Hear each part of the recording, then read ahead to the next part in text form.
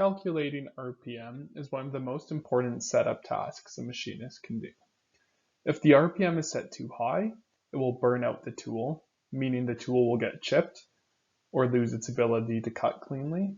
If the RPM is set too low, the cut will take longer than needed.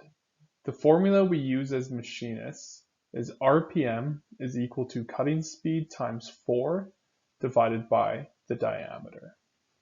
Cutting speed is the rate at which the tool moves or workpiece moves in surface feet per minute.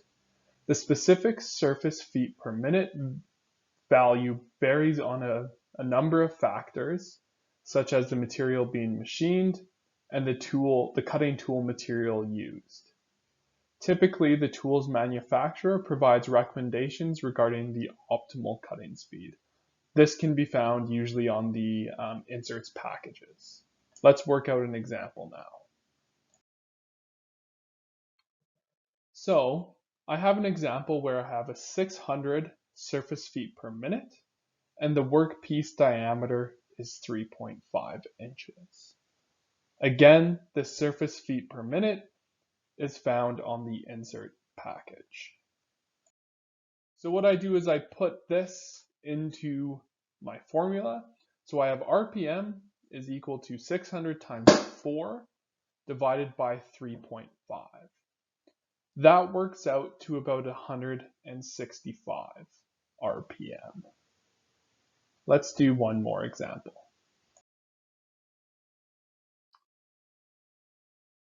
So now I have a cutting speed of 500 and the workpiece diameter is 1 inch. If I put this into my formula, I have 500 times 4 divided by 1. This means I have an RPM of 2000.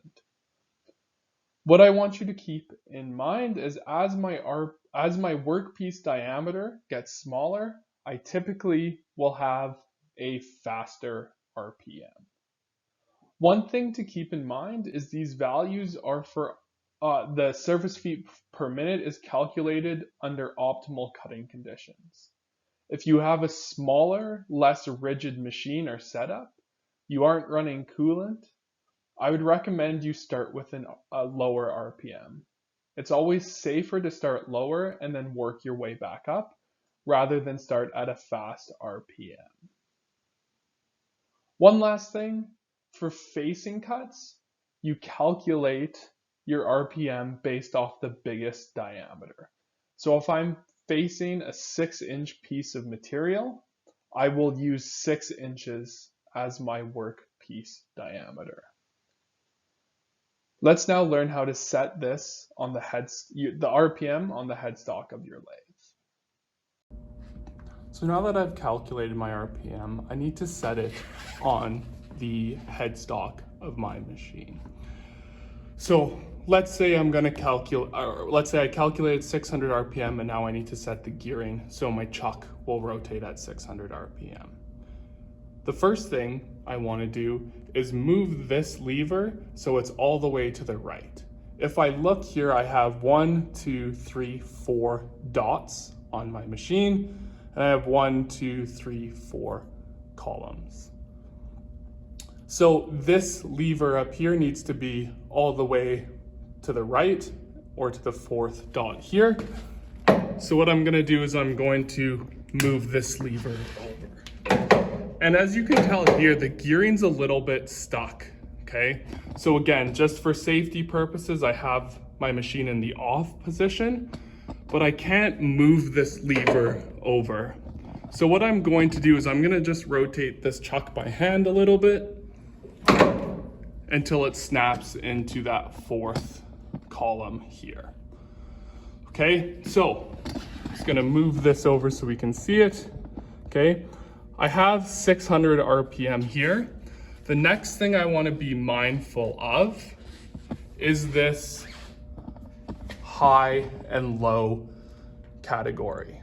Okay, so the 600 is in the high, the 1200 is in the high, 210s in low, 105s in low here.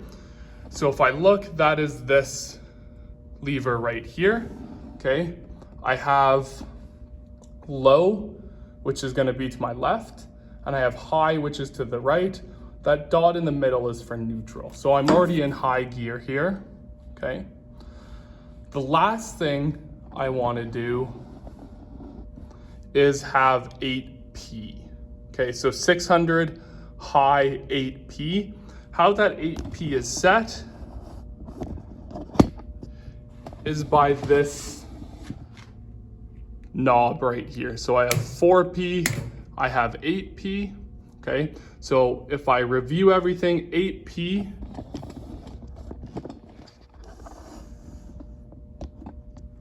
high gear, I'm in the fourth column, so my machine is now set to 600 RPM. And if I turn this guy on, that seems like it's at about 600 RPM for me here. Again, just as a safety precaution, whenever I'm adjusting gears, please make sure this machine is off. If your machine has emergency stop, make sure that's pressed. I don't want my machine accidentally turning on as I'm adjusting my RPM.